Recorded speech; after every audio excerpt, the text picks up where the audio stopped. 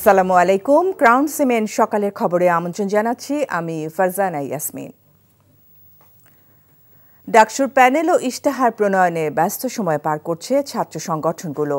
জোট গঠন সহ পূর্ণাঙ্গ প্যানেলে কারা থাকছে তার হিসেব নিকেশ করছেন নেতারা। তবে নির্বাচনের পরিবেশ নিয়ে এখনও শঙ্কায় ছাত্রদল। যদিও শুরু থেকেই সুষ্ঠু নিরপেক্ষ নির্বাচনের আশ্বাস দিচ্ছে বিশ্ববিদ্যালয় প্রশাসন। নূর হোসেনের রিপোর্ট। ঢাকা বিশ্ববিদ্যালয় কেন্দ্রীয় ছাত্র সংসদ ডাকসু হল সংসদ নির্বাচনের মনোনয়নপত্র বিতরণ চলছে। এরই মধ্যে ডাকসুতে প্যানেল ও প্রার্থী নিয়ে ব্যস্ততা বেড়েছে ছাত্র সংগঠনগুলোর। ডাকসু নির্বাচনের দিনক্ষণ এগোনোর সঙ্গে সঙ্গে সবার নজর এখন ছাত্র সংগঠনগুলোর প্যানেল ও প্রার্থী বাছাইয়ে। জোট গঠন ও যোগ্য প্রার্থী নির্ধারণে সংগঠনগুলোর মধ্যেও চলছে বিস্তর আলোচনা। ডাকসু নির্বাচনের পূর্বশর্ত হচ্ছে লেভেল প্লেইং ফিল্ড নিশ্চিত করা। সে জায়গা থেকে বিশ্ববিদ্যালয় প্রশাসনকে আমরা বলেছি সকল অংশীজনদের যেন এখানে তাদের নির্বাচনী প্রচারণা এবং সিকিউরিটি এই বিষয়গুলো এনশিওর করা হয়। তো এখানে অনেকগুলো ষড়যন্ত্র চক্রান্ত হচ্ছে। এই ষড়যন্ত্র চক্রান্তগুলো মোকাবেলা করার জন্য এখানে যতগুলো অংশীজন আছে আমাদের সবাইকে একটা কনসেনসাসে আসতে হবে। শুধুমাত্র বামপন্থী বিভিন্ন সংগঠনের যারা কর্মী নেতা তারা নয়, তাদের বাইরেও যারা এতদিন ধরে বিভিন্ন রকম গণতান্ত্রিক লড়াইয়ে প্রকাশ্য লড়াই করেছেন, সেই প্রকাশ্য লড়াইকারীদেরকে সম্পৃক্ত করে আমরা একটা প্যানেল তৈরি করব। গবেষণা ভিত্তিক এবং স্কিল বেসড বিশ্ববিদ্যালয় রূপান্তরের জন্য ঢাকা বিশ্ববিদ্যালয়ের যত ধরনের ফ্যাসিলিটিস দরকার শিক্ষার্থীদের, এটাকে কেন্দ্র করে আমরা ইস্তেহার ঘোষণা করব। বিশ্ববিদ্যালয়ের সার্বিক পরিবেশ ও প্রশাসনের নিরপেক্ষতা নিয়ে প্রশ্ন তুলছে ছাত্রদলের নেতারা। গণতন্ত্রের মূল স্তম্ভ হলো নির্বাচন প্রক্রিয়া। সেই নির্বাচন প্রক্রিয়া ব্যাহত হবে সেটা বাংলাদেশ জাতীয়তাবাদী ছাত্রদল কখনো বিশ্বাস করে না। কিন্তু নির্বাচনের পরিবেশ অবশ্যই সকল অংশীজনের জন্য ফলপ্রসূ হতে হবে এবং সকল অংশীজনের নির্বাচনী পরিবেশে অংশগ্রহণ করার লেভেল প্লেইং ফিল্ড থাকতে হবে। তবে সবার জন্য সমান সুযোগ নিশ্চিতের পাশাপাশি অভিযুক্তদের কেউ নির্বাচনে প্রার্থী হতে পারবে না বলে জানায় চিফ রিটার্নিং কর্মকর্তা। যাদের বিরুদ্ধে থানায় মামলা আছে, শাহবাগ থানায়, ছাত্র ছাত্রী সহ কোনো একটা পক্ষের বিশাল একটা অভিযোগ আছে, অভিযুক্ত যারা তাদেরকে চিহ্নিত করা হয়েছে। চিহ্নিত করার পর বিশ্ববিদ্যালয় সিন্ডিকেট তাদের নিশ্চয়তারা প্রমাণ পেয়েছে, ওই প্রমাণ ভিত্তিতে তাদেরকে সাময়িক ভোটার তালিকা থেকে বিরত রাখা হয়েছে। ঠিক আছে, তাহলে ভোটার তালিকা যে সে বিরত, তাহলে সে ক্যান্ডিডেট হতে পারে না, সে ভোটে দিতে পারবে না। মনোনয়নপত্র বিতরণের 4 দিনে ডাকসুতে ভিপি পদে 10 জন সহ মনোনয়নপত্র সংগ্রহ করেছেন 43 জন প্রার্থী। নূর হোসেন, এনটিভি নিউজ, ঢাকা।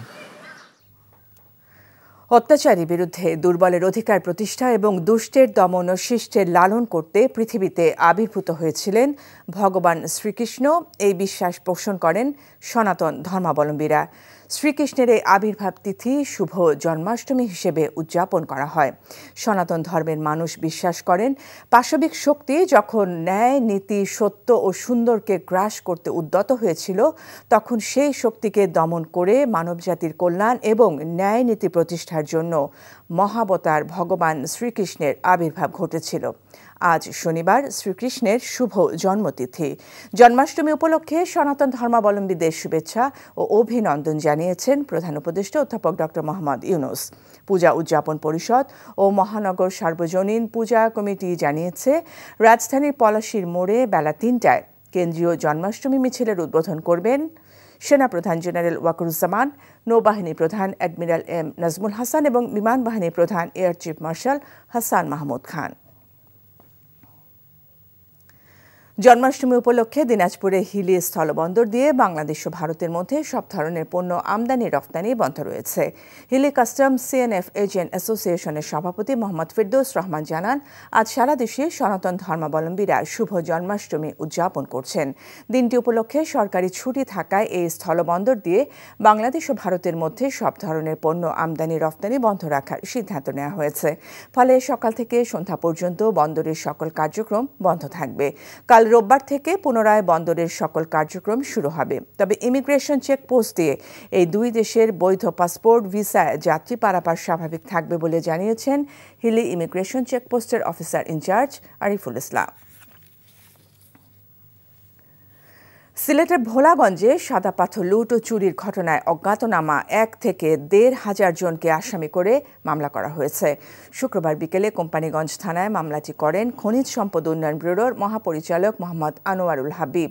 এর আগে দিনভর সিলেট ভোলাগঞ্জ এলাকার বিভিন্ন ক্রাশার মিল ও নদীর পাড় থেকে সাদা পাথর জব্দ করা হয়। উদ্ধার হওয়া পাথর পুনরায় নিজেদের উদ্যোগে ভোলাগঞ্জ সাদা পাথর এলাকায় ছড়িয়ে দিয়েছে জেলা প্রশাসন। সিলেটের সীমান্তবর্তী পর্যটন কেন্দ্র সাদা পাথর ও ভোলাগঞ্জ রেলওয়ে রোপওয়ে স্টেশন থেকে নজিরবিহীন পাথর লুটপাটের পর বুধবার রাত থেকে মাঠে নামে যৌথ বাহিনী। অভিযানে ১৩০টি ট্রাকের প্রায় ৭০,০০০ ঘনফুট পাথর জব্দের তথ্য জানিয়েছে জেলা প্রশাসন। এছাড়া বিভিন্ন ডাম্পিং এরিয়া থেকেও পাথর জব্দ করা হচ্ছে। সকালের খবর এটুকুই। এই খবরের ভিডিও সহ আপডেট জানতে ভিজিট করুন এনটিভি অনলাইন www.ntvbd.com। এছাড়াও এনটিভির জনপ্রিয় সব অনুষ্ঠান ও খবরের আপডেট জানতে ভিজিট করুন আমাদের ইউটিউব ও ভেরিফাইড ফেসবুক পেজ। ১২টার মধ্যাহ্নের খবর দেখার আমন্ত্রণ রইল। ধন্যবাদ সবাইকে।